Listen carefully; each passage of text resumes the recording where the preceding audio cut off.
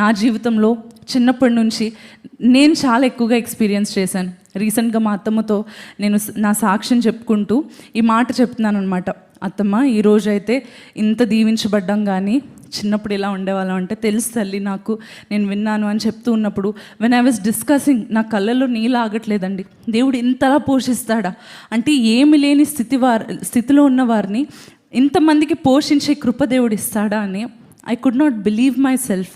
నేను నా కళ్ళల్లో నీళ్ళు ఆగలేక అత్తమ్మతో చెప్తున్నప్పుడు ఆవిడ కూడా చెప్తున్నారు, నాన్న మనలను కూడా మన కుటుంబాన్ని కూడా దేవుడు అలానే పోషిస్తూ వచ్చాడు అని. మేమైతే అండి చిన్నప్పుడు నేను ఎక్స్ప్లెయిన్ చేయలేనండి. ఇంట్లో ఆల్రెడీ అన్నిటికీ అవసరతలు ఉండేవి. మరి స్కూల్ నుంచి ఏదో ఒకటి చూసి వస్తాం, అది కావాలి అనుకుంటాం కదా. డాడీ వాళ్ళు అన్నీ ట్రై చేసేవారు. They use to do everything in there power నన్ను హ్యాపీగా ఉంచడానికి, సుహాస్ ఇంకా పుట్టినప్పుడు. కానీ చాలా లేని స్థితిలో ఉన్నప్పుడు, ఏమీ లేకుండా బయటకు వచ్చినప్పుడు ఆకలి అంటే ఏంటో నాకు తెలుసండి. ఎందుకంటే ఇంట్లో చక్కగా అన్నీ పెట్టేవారు, కానీ నా ఫ్రెండ్స్ అందరూ కూడా చాలా రిచ్గా తెచ్చుకుంటూ ఉండేవారు అనమాట. నాకు అనిపించేది వాళ్ళ బాక్స్ చూసుకొని చూసుకుంటే నాకు అనిపించేది, నేను ఎప్పుడన్నా అలా తింటానా అంటే, చిన్నపిల్లలకి ఆశ ఉంటుంది కదండి, ఎప్పుడన్నా నేను కూడా అలా తింటే బాగుండు. నేను కూడా వాళ్ళు చెప్తూ ఉండేవారు, తెలుసా నేను పలానా హోటల్కి వెళ్ళాను, మా ఫ్యామిలీతో చాలా ఎంజాయ్ చేసాం, ఇంతమందిని తీసుకెళ్ళాం అన్నీ చెప్తుంటే నాకు అనిపించేది, వాళ్ళని చూసి అసూయ కాదు, కానీ నాకేమనిపించేదంటే, నేను ఎప్పుడన్నా అలా వెళ్తానా, నేను ఎప్పుడన్నా అలా ఎంజాయ్ చేస్తానా, చిన్నపిల్లగా ఆశ అనమాట. నేను నా బాక్స్ చూసుకొని కొన్నిసార్లు అయితే ప్రేయర్ చేసుకునేదాన్ని, డాడీ వాక్యం వినేదాన్ని, కాకోలం చేత ఆహారంను ఏలియాకు పంపించిన దేవుడవు కదా. మేము అంత లేమిలో ఉండకపోవచ్చు, కానీ ప్రభువా నేను కూడా నాకు ఇష్టమైన ఫుడ్ తినడానికి నాకు సహాయం చేయవా అని చిన్నపిల్లగా నేను చేసిన ప్రార్థన మరి ఈరోజు అనేక వేల మందికి, అనేక వందల మందికి, అనేక వేల మందికి, లక్షల మందికి ఆత్మీయ ఆహారాన్ని పోషించడానికి, శారీరక ఆహారాన్ని పోషించడానికి దేవుడు మాకు సామర్థ్యం ఇచ్చాడండి. హల్లెలూయా. పోషించువాడు ఆయన అయినప్పుడు మనకు కొరత ఉండదు కదా. హల్లెలూయా. మనం అనుకుంటాం, ఇదేంటి కాకోలం భోజనం తీసుకురావడం ఏంటి? కాకోలం అంటే రేవెన్ అండి. రేవెన్ అంటే ఏంటంటే, కాకే కొంచెం పెద్దగా ఉంటే ఎలా ఉంటుంది మనకు తెలుసు కదా. కాకోలం అంటే ఎక్కువ శవాలు ఉన్న దగ్గర అవి కనిపిస్తాయి, ఎందుకంటే శవాలను కూడా పీక్కొని తినడానికి అవి ఉంటాయి, అవి స్కావెంజర్స్.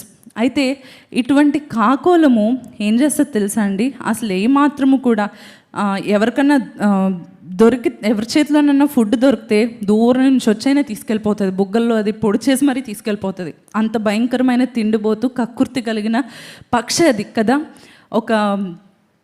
ఒక షెఫ్ని అడిగారంట, నీ హోటల్లో చాలా ఎక్కువగా నువ్వు ఫేస్ చేసే ప్రాబ్లం ఏంటి అంటే, ఏం లేదండి, నాకు ఒక విండో ఉంటుంది, ఆ విండో దగ్గర మొత్తం గుడ్లు పెడతాను, గుడ్లన్నీ కూడా అక్కడ పేరుస్తాను, అక్కడ నీట్గా ఉంటుందని.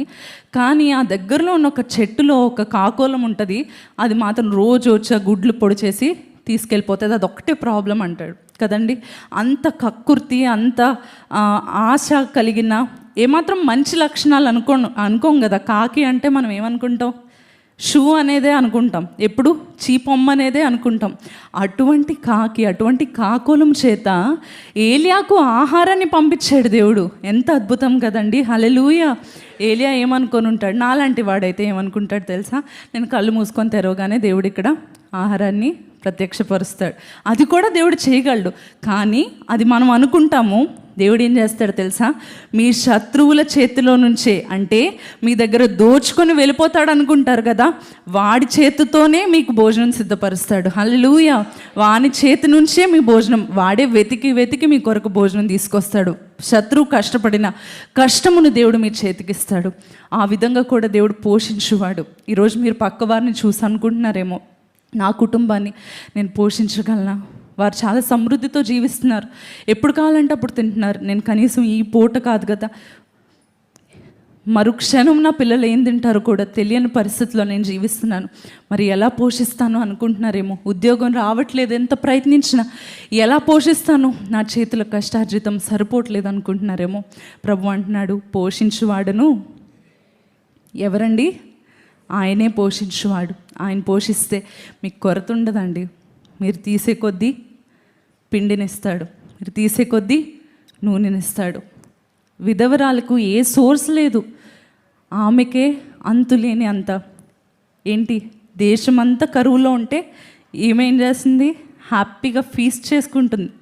ఎంత కావాలో అంత పిండి, ఎంత కావాలో అంత రొట్టె చేసుకోగలుగుతుంది.